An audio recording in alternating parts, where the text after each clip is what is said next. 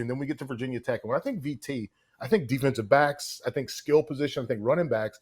I don't always think about tight ends, but then you go back and look at his production and the way he was able to be that safety valve that you mentioned for a young quarterback, and it all kind of speaks to why the Pats are going after him. Well, and let's give a shout out to all the mustache crew out there, yourself included, because that's what this kid brings. I mean, he's a throwback, a blue collar guy for sure, and he's got that size and disposition. He's a U, Michael, so he's a utility guy. Sometimes can be used like an H back, as we see right here. Yeah, I love that his run after the catch on the screen. I want to get your thoughts on that, but I love the blocking on this screen where when the screen's going to you, you don't usually see guys be ferocious in blocking and then peel off to catch the screen.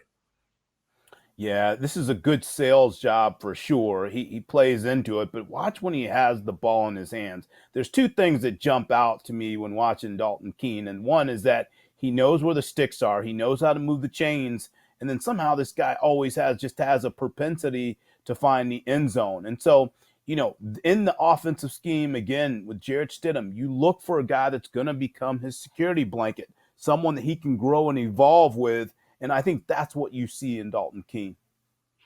Yeah, I love this one right here because you see a guy fake that block. We saw him block hard on the screen the first time. Now he fakes that block.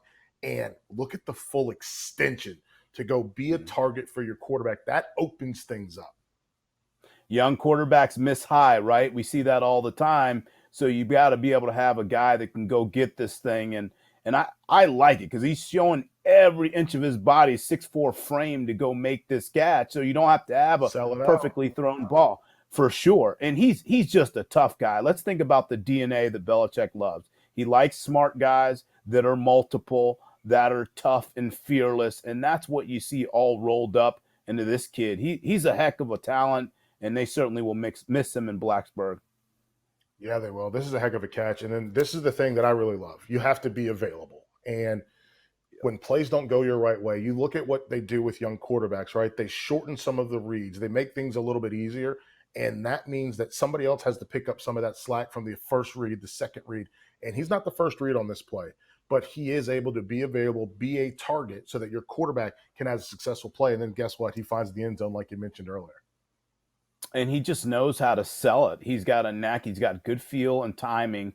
Here he fakes the block, and then he comes late on the drag route. And then, when he gets inside the red zone, he knows how to find the end zone. And again, put this into context. You look at Jarrett Stidham. He's going to need a guy like that when you get in the red area. Who's going to be predictable? Who do I know to go to? Where's the high percentage throw? And I think that's what they want. And that's how you get a guy like this on day two with tremendous value.